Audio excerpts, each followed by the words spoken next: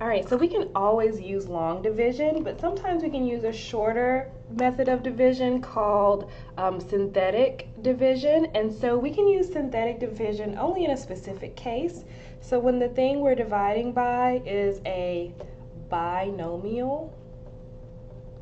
And so what we mean by binomial means there are only two terms in our polynomial. All right, and this one has power 1, right, degree 1. Okay, so same rules apply. Everything has to be in power order, all right, and we don't want to skip any terms. So I'm actually going to rewrite this statement. All right, so the biggest power I see is the third. So I want to do 2x to the third minus 10x squared. There's no x term, so I'm going to put a filler in here. Plus 0x minus 5, and we want to divide it by x minus 4. And that's all in order, nothing is missing. Okay, so instead of doing our little house thing, we're going to kind of create a box and 2 lines, and that's how synthetic division works. So what we do is we take the number here, so we have -4, we switch and do +4, put a 4 out here, and it goes in a little box. And then we take the coefficients of each one of our terms here. So we're going to do 2, -10, 0, and -5. And then skip a little space and then draw a line here. And this is going to be how we start off our synthetic division every single time. All right, so this is just like an algorithm that we follow, just like long division.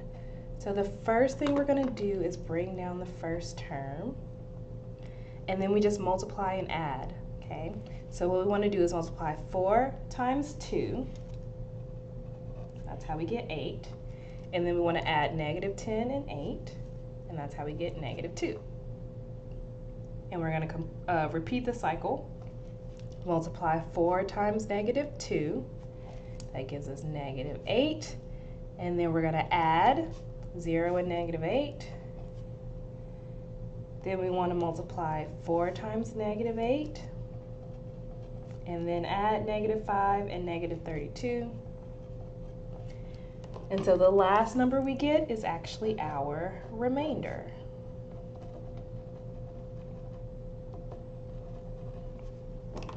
Okay, so what's our answer? What does this even mean? Well, basically, you divided something that was degree 3 by something that's degree 1, so our answer is going to be reduced 1 power. All right, so instead of the leading degree being, or the highest power being 3, the highest power is going to be 2. So that's what we use. These are coefficients. So we'll have 2x squared minus 2x minus 8. So that's our answer. We still have to deal with our remainder the same way.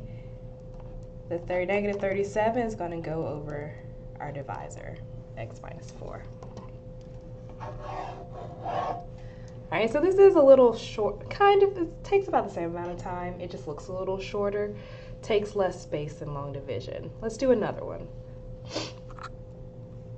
All right, this time we have something a little bigger. Highest power is √4. I notice I don't have a square term, so I'm going to rewrite this so I have all my terms there in order. X to the 4th plus 4x to the 3rd plus 0x squared, right, because we didn't have an x squared, minus 2x plus 18. This time we're dividing by x plus 2, which is a binomial, so we can use synthetic division. So the thing that goes in our little house is actually the opposite of this number right here. So -2 goes in a box. And then we just take the coefficient of each one of these terms. So we're going to use 1, 4, 0, -2, and 18. So those are our coefficients. We're going to skip a space, draw a line, bring down the first number. So we're starting with 1, and then we just multiply and add. multiply negative 2 times 1, add 4 plus negative 2, negative 2 times 2, add 0 and negative 4. All right, so we're going to keep going in this way, multiplying and adding. Negative 2 times negative 4, and then we're going to add negative 2 and 8. Multiply negative 2 times 6, and then we're going to add 18 and negative 12. So 6 is our remainder. So if we wanted to write down our answer, these numbers are just the coefficients, and our new highest power, we're going to drop down by 1, so it's now going to be the third power is the highest.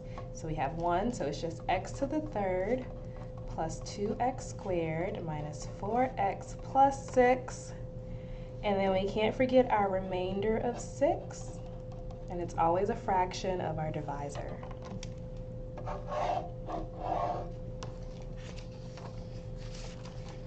Okay, so since we're talking about remainders, let's go to the remainder theorem and talk about how we can use that to answer questions. All right, so the remainder theorem just says if we have a polynomial and it's divided by x minus c, so this, remember, is a binomial,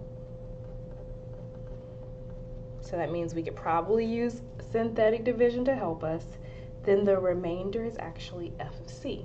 So maybe it's too hard to plug in c. We can use division to figure it out. Okay, so note, the remainder theorem tells us that the value of f of c is the same as the remainder we get from dividing f by x minus c. Okay, all right, so what we're going to do, we're given this function, which is a polynomial, and we're going to use the remainder theorem to evaluate. So we're not just going to plug in 2, we're actually going to divide this polynomial. So what we have to do is we want to divide f of x by x minus 2. And so we can do that using long division or synthetic. I'm going to use synthetic.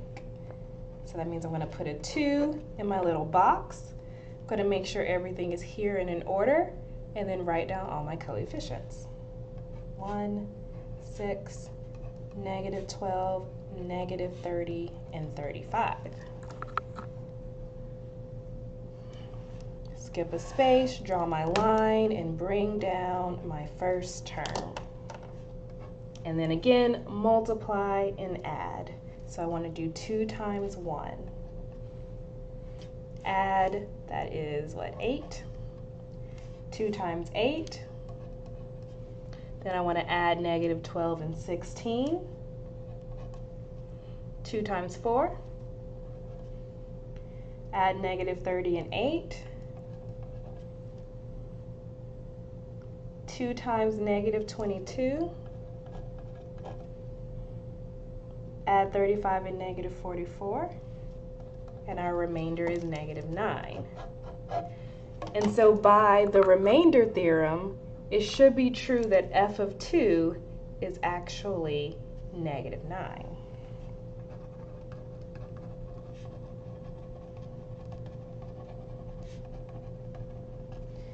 So by the remainder theorem, f of 2 equals negative 9. And we can always check our answer, right? We can actually plug in 2 into our function and see what we get. So if we wanted to check this, f of 2, we would plug 2 in there everywhere there was an x. And so the reason why you may want to use synthetic division instead of just plugging in is maybe you didn't have a calculator. These numbers were way easier to manage than figuring out what these big numbers are and adding them together. It's just a method that we can use. And so if we put this in our calculator, we should get negative 9 to see, oh yeah, the remainder theorem was right. When we plug in 2 into our function, that's the same thing as dividing by x minus 2 and looking at the remainder. All right, so let's talk about some other uses of the remainder theorem.